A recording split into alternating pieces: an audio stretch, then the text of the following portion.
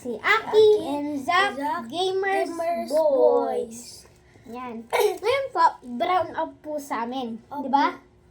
Kaya po, ginagamit po namin tong sinabi na po namin sa inyo na flashlight na maginaw. Yan. Merong nagkalindol. Nagkalindol.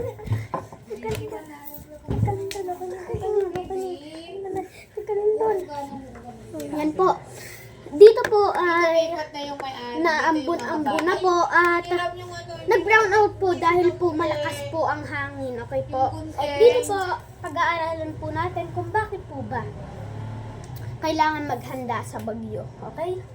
Ito, kailangan maghanda sa bagyo dahil ito ay pwedeng makamatay ng tao. Diba? Tama ba? Opo.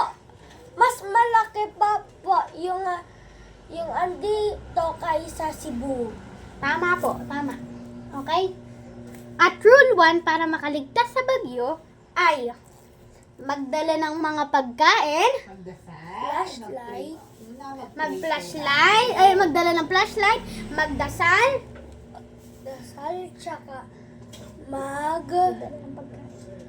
dala ng pagkain. Tapos rule 2. Rule Rule 2. Habang hindi pa nagkakaroon pa ng bagyo, ay magsilikas na. Ipatay na lahat ng ilaw o baka doon na Kuryente opo. ang mga tao. At lahat ng nakasaksak na electric na bagay ay bunutin dahil po nagkakaroon po yon ng malaking kuryente or ground. Tsaka malaking ano nito? Electricity. Aksidente. Rule 3. Kung ngayon may Sige. Rule 3. Magdala ng cellphone. Kung sakali man, magdala din ng charger para magkaroon ng access o update sa paparating na bagyong Juan or super typhoon. Ito po ay super typhoon na magaganap po na pinakamalakas na yata na bagyo. Tama, di ba? Tama. Bakit po ba kailangan maghanda? Dahil pwede po itong makapatay ng mga tao, makasira ng mga bahay o malalaking istruktura, tsaka magkakabaha, at mawawalan ng kuryente. Okay. Lakay natin.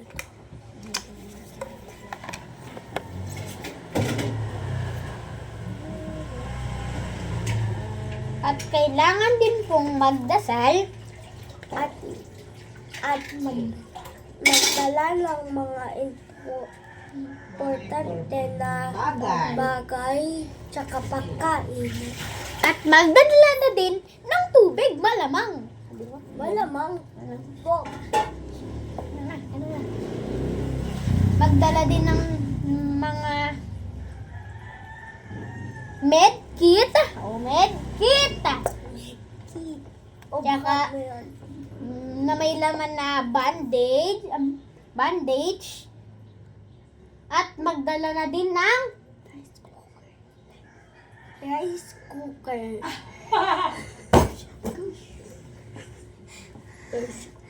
At magdala na din ng hot compress. Tsaka ng mga pagkain. Ng maraming pagkain at maghanda sa paparating na bagyo. At magdala na din ng radyo. Radyo, di ba? Radyo. Cellphone. Tsaka cellphone o kahit anumang gadgets na pwedeng makatulong sa pag-access o update sa bagyong Uwan. Tama, di ba? Tama. Yan.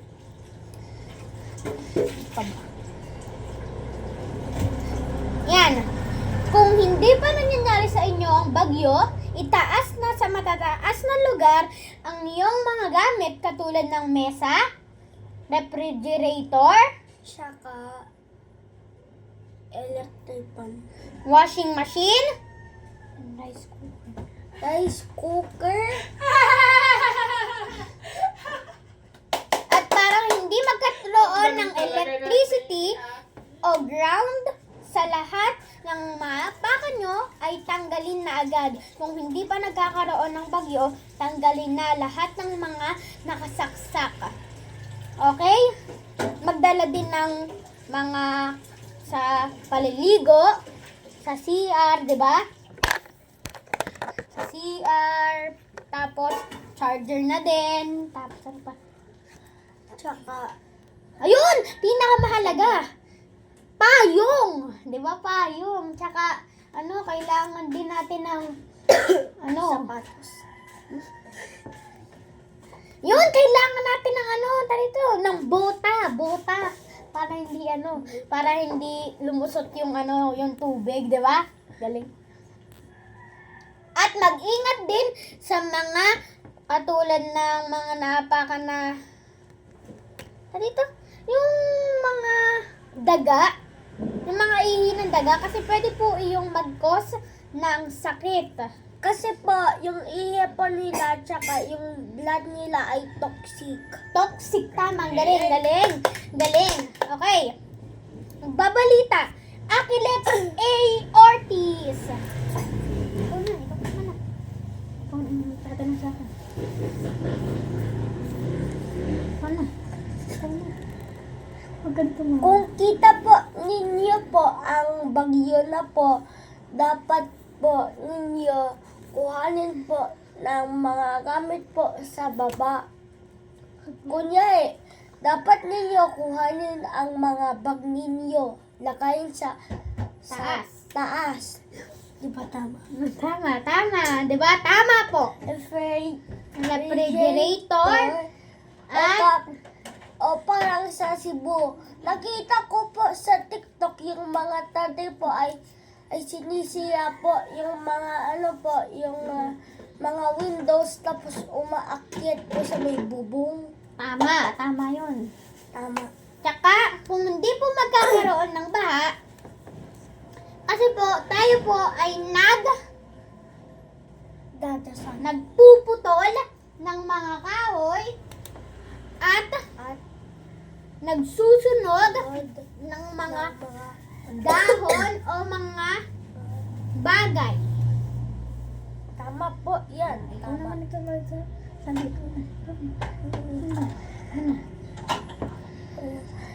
Tsaka po, kailangan po iakyatin pa ang mga importante na gamit. Okay po, ayun lang po ang update namin para sa bagyo. Bye-bye po! Bye-bye po! Bye-bye! Sana See you po, next time! Sana po mabuhay makatulong po kayo. sa inyo ang video na ito. At Ito. bye-bye! Bye-bye! Tsaka mag-like and follow and subscribe kayo. Sa page na